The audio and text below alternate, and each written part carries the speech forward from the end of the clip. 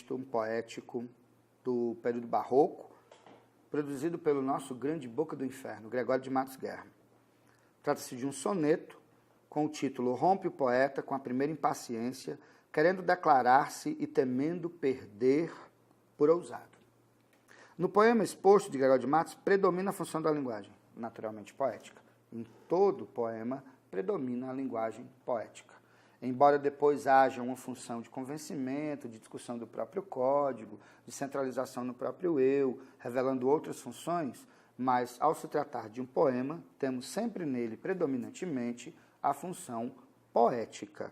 Portanto, a resposta correta é a letra C. Chama a elaboração para a elaboração estética do próprio texto, onde há uma métrica, onde há uma rima, onde há uma estrofação definida, já que se trata de um soneto, e toda uma escolha vocabular a serviço do texto em si, a serviço da produção da mensagem, como algo estético, como algo belo, o que é inerente na linguagem literária, o que é inerente na linguagem da poesia. Nós temos aqui 3 imagens. A imagem original da Mona Lisa, de Leonardo da Vinci, de 1519, e 2 outras imagens que podem ser consideradas, de certa forma, paródias do primeiro texto.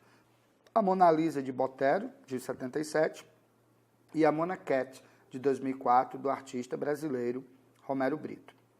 Relacionando o texto 1 como texto-fonte e os textos 2 e 3, infere-se que há uma relação em que os textos 2 e 3 apresentam fragmentos do discurso do texto 1, estabelecendo uma polifonia discursiva, ou seja, há um diálogo, há uma manifestação de intertextualidade, que é aquela que ocorre quando um texto, seja ele verbal ou visual, de alguma maneira estabelece vasos comunicantes com o texto original chamado de texto-fonte. No caso aqui, estabelece-se uma polifonia discursiva através da intertextualidade pela paródia, em que os textos 2 e 3, ou as imagens 2 e 3, dialogam com a imagem do texto 1 para recriá-la a partir de uma leitura mais irônica, mais humorística, mais satírica, mais contemporânea, do grande clássico renascentista que é a pintura Mona Lisa, de Leonardo da Vinci. Portanto, para a questão de número 29, a resposta correta é a letra D de dado. Os textos 2 e 3 trazem fragmentos do discurso do texto 1 numa polifonia discursiva, numa intertextualidade, numa relação de paródia. E a gente tem que lembrar que funções da linguagem são um assunto essencial, porque sempre está presente na prova do Enem, até porque faz parte, né, da competência 6. E aí você tem na questão 6 uma propaganda, que tem um título bem sugestivo que diz: não deixe a bebida mudar o seu destino. E um copo contendo bebida alcoólica, né, infere-se isso, e um veículo na iminência de se chocar com esse copo. E aí ele diz: funções da linguagem são recursos de ênfase que atuam segundo a intenção do produtor da mensagem, cada qual abordando um diferente elemento da comunicação. De acordo com a ideia acerca das funções da linguagem, com o foco expresso por cada uma, nota-se que o elemento do processo comunicativo em evidência na mensagem transmitida pelo assunto é... Então vamos lá. Primeiramente, nós temos uma propaganda. A gente sabe que a propaganda, ela focaliza a sua atenção no receptor. E aí, quando eu tenho uma propaganda, há uma grande chance de haver a função chamada de apelativa ou conativa. E a gente constata essa presença quando ele diz: não deixe a bebida mudar o seu destino. Ele está se referindo diretamente ao leitor, ao receptor da mensagem. Ou seja, ele está focalizando no público-alvo, o que confere aí, né, o que mostra como o gabarito correto o item D, afirmando que essa mensagem está focalizando sua atenção no receptor da mensagem, haja visto o fato de tentar atingir um público-alvo. Nós temos 2 poemas aí, um de Carlos Drummond de Andrade, chamado Procura da Poesia, e um poema famosíssimo também aí do nosso amigo português Fernando Pessoa, chamado Autopsicografia. E aí a questão, ela fala de uma análise de uma relação entre os 2 textos e pede que você entenda qual é o recurso utilizado nos 2 textos, né, que torna esses 2 textos dotados de um aspecto comum. E aí você vai olhando os itens e você percebe que eles falam exatamente de quê? Das funções da linguagem. Nós temos aí referencialidade, transmissão, né, de um sentimento subjetivo, referencialidade, metatextualidade e o apelo típico da função conativa. Mas quando eu pego os 2 poemas e vou fazer uma análise, eu vou perceber que tanto Drummond quanto Fernando Pessoa abordam o processo de construção da poesia, da inspiração. Então eu tenho aí o quê? Uma preocupação da linguagem em discutir a própria linguagem. Traduzindo isso aí dentro do linguajar, das funções da linguagem, eu tenho aí um foco, né, uma atenção em cima do código. Então, quando isso acontece, eu tenho uma função metalinguagem prevalecendo, que no caso aqui da questão está no item D, quando ele fala de metatextualidade. O que é um metatexto? É o texto dotado de metalinguagem. Quando ele diz aí no item D, olha aí, a metatextualidade, demarcada por uma discussão acerca da própria linguagem por meio da estrutura poética, consolidando aí o item D de dado como nosso gabarito. Traz a letra da canção Dar-te-ei, do compositor brasileiro contemporâneo Marcelo Genesi. A letra diz: não te darei flores, não te darei porque elas murcham, porque elas morrem, não te darei presentes, pois envelhecem e se desbotam, não te darei bombons, porque eles acabam, dar-te-ei finalmente os beijos meus, deixarei que esses lábios sejam meus, sejam teus, eles embalam, esses secam, mas esses ficam. Nesse texto, a função de linguagem predominante é a função conativa, porque você nota claramente a presença do pronome em segunda pessoa, ti, tu, para ti, indicando que todo o teor da mensagem se volta para um receptor, se volta para um interlocutor. Não darei a ti, dar-te-ei, não te darei, darei a você. Portanto, todo o teor comunicativo da mensagem se volta para o receptor, numa intenção persuasiva, numa intenção de convencimento, de onde se conclui a presença da função conativa ou apelativa da linguagem, pois o texto está centrado na figura do interlocutor, como se afirma na letra D de dado. Outro assunto quentíssimo que você tem que estar dominando para fazer bem uma prova, não é? A sua prova do Exame Nacional do Ensino Médio, que é o assunto funções da linguagem em processo comunicativo. Ele coloca para você uma propaganda que tem um bombom aí, um chocolate, com os dizeres: está com raiva do namorado? Morde aqui. E ele pergunta sobre as funções da linguagem, em quem essa função da linguagem está centrando, focando a sua atenção. A gente sabe que cada uma das funções foca a sua atenção em um elemento do processo comunicativo. Nesse caso aqui, primeiramente por ser uma propaganda, nós sabemos que a função apelativa é predominante, né? O uso aqui do verbo no imperativo e da segunda pessoa, se dirigindo ao leitor. Então, o foco principal desse tipo de circunstância textual é o receptor pela presença da função apelativa. Então, a resposta é o item D de dado, ok? Temos aqui um texto informativo, enfim, um texto jornalístico, tratando da Zika vírus e de casos que aconteceram no Nordeste, fazendo essa relação direta aí entre a Zika vírus e os casos de diagnósticos de microcefalia. E aí temos a especificação. A notícia é um gênero textual em que predomina a função referencial da linguagem. No texto, essa predominância evidencia-se pelo ou pela. Temos aqui um texto que traz diretamente a informação confirmada pelo Ministério da Saúde.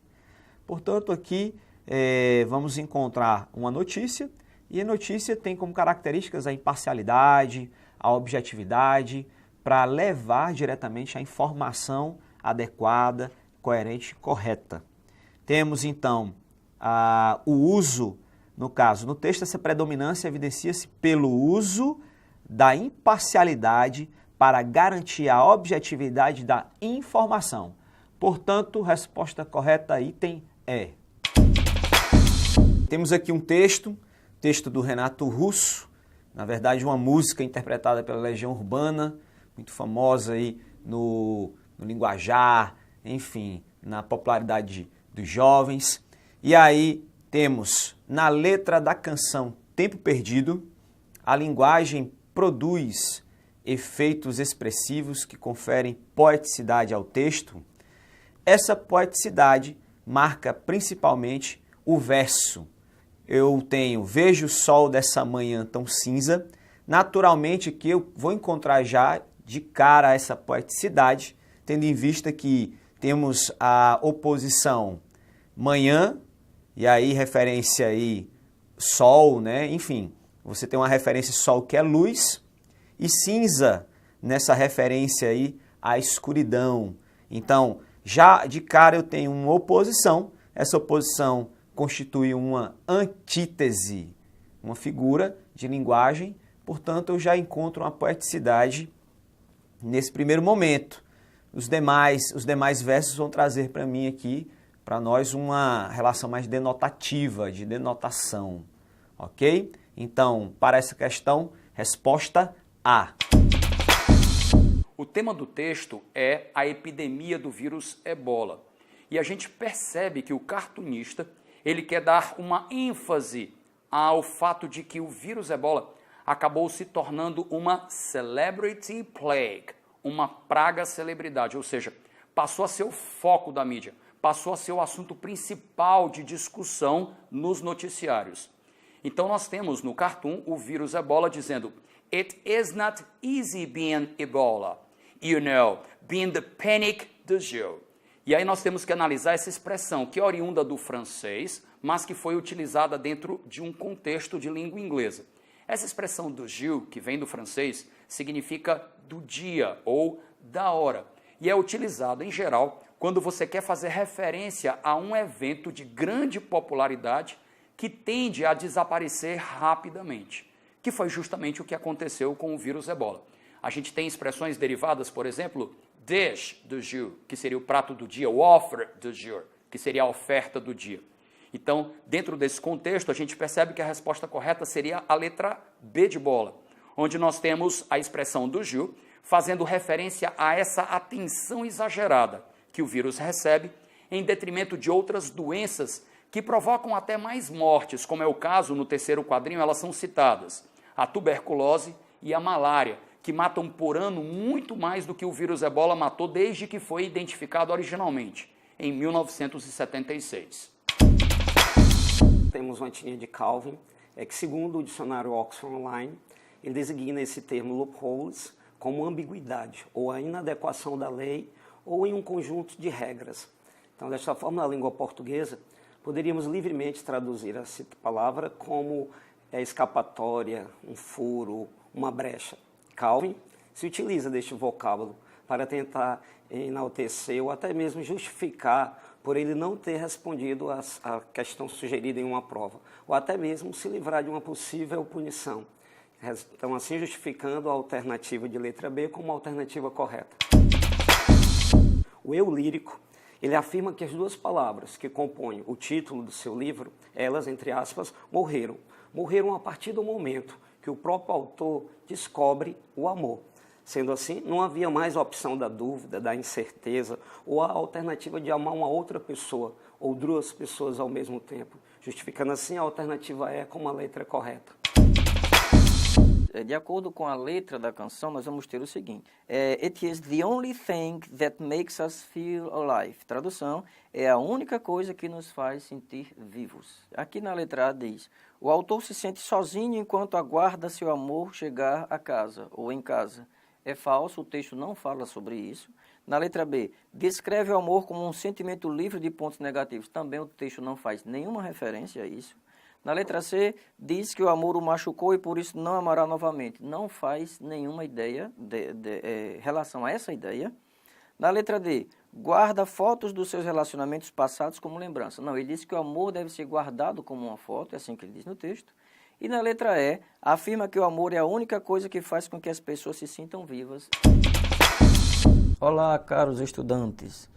Vamos agora comentar uma questão do simulado de espanhol que trata sobre um tema atualíssimo, escrito pelo literato Mário Vargas Llosa. Ele vai tratar sobre a civilização atual, chamando de civilização do espetáculo. E ele vai explicar isso. Nós temos aqui no texto o seguinte: ¿Qué quiero decir con civilización del espectáculo? Essa é a pergunta que ele faz e a resposta está logo em seguida. La de un mundo en el que el primer lugar en la tabla de valores vigente lo ocupa el entretenimiento. Então ele está dizendo aqui que, em primeiro lugar no mundo, na tábua de valores vigentes, né, atualmente, está o entretenimento. Então, indo lá para a questão, nós temos o escritor Mário Vargas Llosa, no trecho anterior, apresenta a ideia de que o jornalismo atual se alimenta de boatos e do escândalo. Não, isso aí ele vai colocar no texto no finalzinho, quando ele diz o seguinte: a proliferação do jornalismo irresponsável, o que se alimenta da brincadeira e do escândalo. Então, aqui ele está se referindo ao jornalismo irresponsável. Ele está dizendo que o jornalismo atual se alimenta apenas de boatos e do escândalo.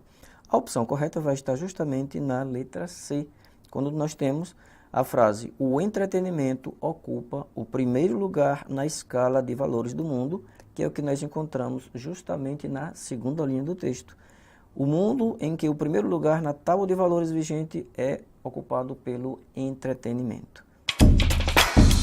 Nessa questão nós vamos precisar das informações contidas aqui no texto. E o texto ele fala: La Casa de las Palabras. A la Casa de las Palabras soñó Elena Villagra. Acudían los poetas. Las palabras guardadas en viejos frascos de cristal esperaban a los poetas y se les ofrecían, locas de ganas de ser elegidas. Ellas rogaban a los poetas que las miraran, que las olieran, que las tocaran, que las lamieran. Los poetas abrían los frascos, probaban palabras con el dedo y entonces se relamían o fruncían la nariz. Los poetas andaban en busca de palabras que no conocían y también buscaban palabras que conocían y habían perdido. En la Casa de las Palabras había una mesa de los colores.